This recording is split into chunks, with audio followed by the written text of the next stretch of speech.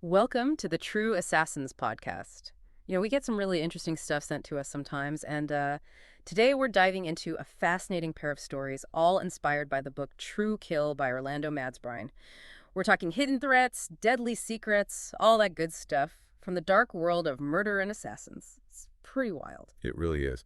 What I find so fascinating about the material you shared is how these stories, one, a modern scientific thriller, the other delving into history, both kind of explore the really insidious ways ambition can get mixed up with, well, with concealed danger. Oh, yeah, absolutely. And I think that's what makes them so compelling. So in this first segment, we're going to jump right into a scenario ripped straight from the pages of True Kill. A team of brilliant scientists, the best in their fields, trapped inside their own high-security research facility. The catch. They're victims of the deadly virus they engineered. It's a fight for survival against a microscopic enemy of their own making. It's really thought-provoking. Right? It makes you consider the risks of pushing those boundaries of science. Even with the best intentions, there's always that potential for unforeseen consequences, catastrophic ones. A reminder that the balance between innovation and responsibility is, well, it's pretty delicate. For sure. And then we're going to shift gears completely. We're going to go back in time and explore the darker side of a legendary queen, someone everyone's heard of, someone True Kill also touches on. Beyond the stories of beauty and power, we're going to uncover how Cleopatra allegedly used her knowledge of poisons, something you don't hear about every day, as a weapon. A subtle but deadly weapon to solidify her rule. Get ready to see, well, maybe a different shade of the Serpent of the Nile. Yeah, it's a fascinating idea, isn't it? That alongside all the political maneuvering, there was this more hidden, almost personal element to her rule. This reliance on toxins to quietly remove threats. It's a whole other side to a story everyone thinks they know. So, today, we're on a mission, right? Based on what you sent us, we're going to unpack these narratives, pull out those key details, the motivations, what these stories reveal about, well, ambition, betrayal, and the often unseen currents of power. And let's be honest, sometimes those currents are deadly, ready to dive in. Absolutely. Let's start with that terrifying scenario you highlighted, the patient zero scenario. It's a classic setup, and True Kill does it so well. Brilliant minds, top of their game, suddenly prisoners of their own creation. It's instantly gripping. It is. Okay, so picture this. A state-of-the-art research facility, totally sealed off, designed to contain dangerous biological agents. And inside, you have the scientists who created one such agent, a highly contagious engineered virus. And now, due to a containment breach, they're locked down, trapped with the enemy they brought to life. It's a nightmare scenario, right? Yeah. And the irony is so stark. These people, these brilliant minds, dedicated to understanding and controlling the microbial world, now at the mercy of something they unleashed. It makes you think about control, about the limits of human mastery over nature. Definitely. In True Kill, it all starts with Dr. Ellis, the project lead. He discovers a shattered vial of the virus. Can you imagine that moment? Years of research, this bioweapon intended for external threats, suddenly it's in the air they breathe, on the floor of their lab. And then that cold AI voice announces lockdown. There's no going back, no escape. It's that AI voice that adds a whole other layer to it, doesn't it? This emotionless technological overseer, basically telling them their fate is sealed. It kind of highlights that sterile, dehumanizing environment where this all unfolds, the potential disconnect between scientific progress and well, humanity. So we meet the key players early on in True Kill. Dr. Ellis, obviously burdened by guilt and responsibility. Michaels, the ambitious virologist who's now just panicking. And Chen, the quiet biochemist, I think she really embodies the sheer terror of their situation. Their initial reactions, the fear, the dawning realization, it immediately sets the tone. This is bad, and it's going to get worse. And as you read True Kill, you see it. That initial shock turns into something even more dangerous, paranoia. That first cough in the silence, it instantly makes everyone suspicious. These colleagues who work together, suddenly they're looking at each other like they're threats. Trust is gone. Totally. It's like the shared threat doesn't unite them, it rips them apart. And in True Kill, there are all these unsettling incidents. The power flickers, supplies go missing. It even hints at sabotage. Did Michaels, in his desperation, mess with the centrifuge? Was Chen hiding antivirals? Ellis is in a position where he can't trust anyone, maybe not even himself. It's a pressure cooker. And that's what's so fascinating to me, how extreme stress can destroy even professional relationships. It becomes primal self-preservation above all else. That breakdown of their little society inside that facility, it's a dark example of how quickly collaboration can become competition when everyone's fighting to survive. And as the situation deteriorates, as things spiral, The scientists in True Kill retreat into their labs, completely isolated.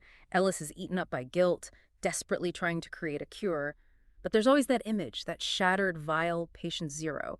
It's a constant reminder of their mistake, a visual representation of their impending doom. That shattered vial, it's such a powerful symbol. Broken trust, containment breached, a tangible representation of the threat they unleashed on themselves. You can't escape it. Then the inevitable happens. She's found dead in her lab. And the question True Kill poses is, was it suicide? Or something more sinister, a mercy killing? Or did someone eliminate her, get rid of competition? That uncertainty just makes everything more terrifying, and each death after that, it just eats away at Ellis's hope. That ambiguity surrounding her death is so important, I think. It shows how everything is broken down.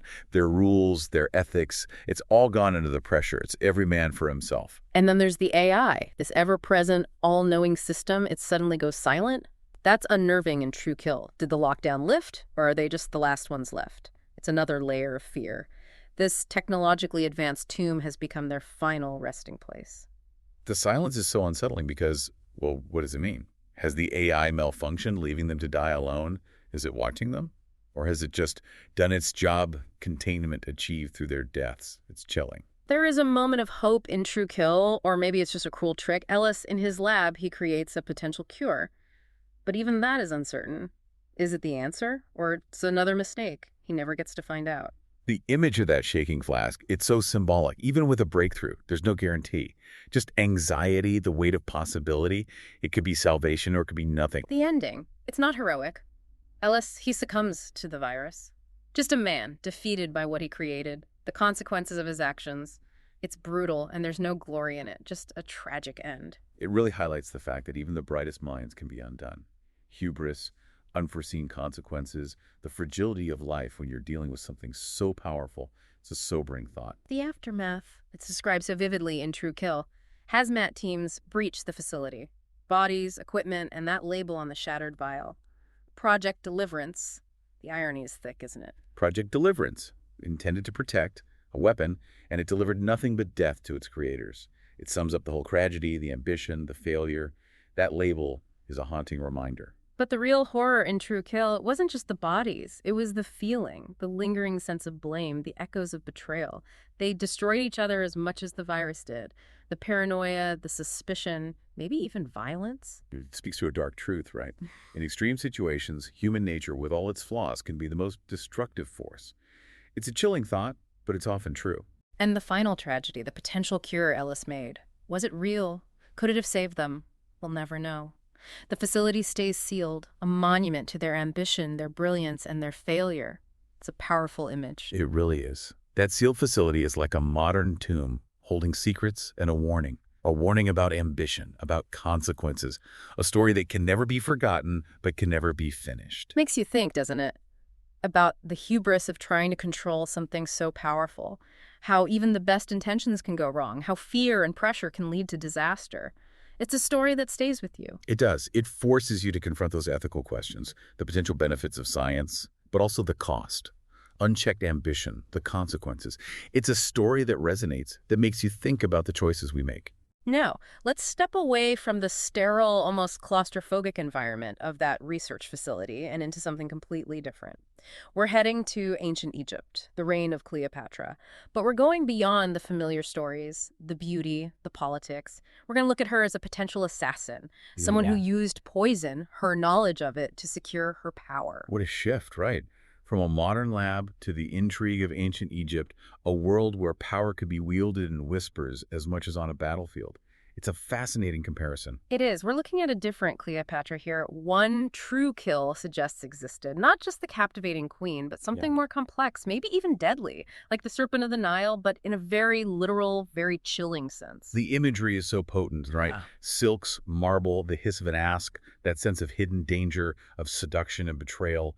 It sets the stage perfectly. We learn in the source material that she studied poisons. Not just statecraft, but the art of toxins. These weren't battlefield weapons, they were subtle, for discreetly removing obstacles and solidifying her rule. There are hints of it, a dignitary with blue lips, rivals mysteriously dying. It's subtle, but effective. Those little stories, those whispers of her involvement, it creates this aura of ruthlessness, a pattern of eliminations orchestrated beneath the surface of history. It makes you reevaluate everything you thought you knew. Her apothecary is described as this amazing chamber. Jars of powders, meticulously labeled herbs and flowers. She was both queen and alchemist, using nature to create her weapons. It's a side of her we rarely see. That duality is key. The beauty, the charm, and then this chilling efficiency. A master poisoner. It makes her a truly formidable figure, someone who commanded attention and inspired fear. And in True Kill, tonight's target is Gaius, a Roman senator, greedy and ambitious, blocking her path. And her ladies-in-waiting, they're unknowingly helping her. Nightshade in his wine, hemlock on his fig, her beauty, her femininity, it's all a disguise. It's brilliant and terrifying. It's the ordinariness of it that makes it so insidious. Wine, figs, who suspects that? It's that unexpectedness, the violation of the everyday that makes it so effective and untraceable. The banquet, it's described as this lavish affair in True Kill, but beneath the surface, Cleopatra is orchestrating everything. Gaius toasts her, sealing his fate with each sip, and she just smiles. It's a game, a deadly one, and she's playing it perfectly. That contrast, the celebration and the underlying purpose, it's so dramatic. It's like every word, every gesture has a double meaning. You're on edge waiting for it all to unravel. Gaius's death, it's slow, agonizing. Convulsions, panic, and Cleopatra remains calm. Offers useless herbs, maybe even hastens his demise with a touch. It's all part of the plan. The feigned concern, it's chilling. It's not just about eliminating him.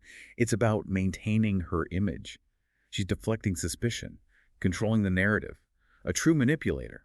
And then the performance of grief. Her handmaidens crying, the court wailing, all a carefully staged display. Cleopatra, the grieving queen. It reinforces her power, her image, and hides her true satisfaction. That theatricality is so important in these power dynamics. It's about stagecraft, controlling not just the events, but how people perceive them. Cleopatra was a master of that. As time goes on, these incidents, these whispers of unexplained deaths, they cultivate a reputation. Cleopatra the beautiful, the wise, but also Cleopatra the poisoner. And that fear, that uncertainty, it becomes a weapon itself. It's as powerful as any army. Fear is a powerful tool, maybe more powerful than force. It allows control through intimidation without open conflict. Cleopatra, she understood that. She weaponized fear itself. But True Kill doesn't shy away from the internal conflict. Does she ever question herself? At night, the ghost of the asp is there. Was she protecting Egypt? Or had ambition turned her into a monster? The jars of poison, they become a symbol of that inner darkness, of the path she chose. It's that inner struggle that makes her so fascinating. Even someone wielding this power, they're not immune to the moral weight. The psychological toll is real. It humanizes her in a way. The lines blur, right? Ruler, assassin, protector, monster. With each death, the ambiguity grows. And True Kill suggests that this power, this hidden, deadly power, it comes at a cost. The woman beneath it all fades, consumed by the shadows she created. It's that classic tragedy. The thing you crave, the power you seek, it diminishes you, it isolates you, takes away your humanity. It's a price that's often paid and rarely worth it. Her legacy, it's not just golden power, it's that scent of bitter herbs, the echo of a serpent's kiss, a reminder of the hidden threat she represented. It changes how we see her, even now. That metaphor, the serpent's kiss, it's perfect. Alluring, deadly, unforgettable. It captures the essence of her methods, that blend of charm and lethality. It's an image that sticks with you. It does. What strikes you most about Cleopatra in this light? It really makes you think about power, right? The compromises we make, the lines we cross, how wielding such influence changes a person, maybe irrevocably. It's a question that goes beyond ancient Egypt. Absolutely. It's about the corrupting nature of power, especially when it's hidden, when it's used so lethally. It makes you wonder about the cost for the person wielding it and for everyone around them. It's a timeless question. So we've looked at two very different stories, both from the world of True Kill, both dealing with ambition and hidden actions. The self-destruction of brilliant scientists, the subtle power of a queen.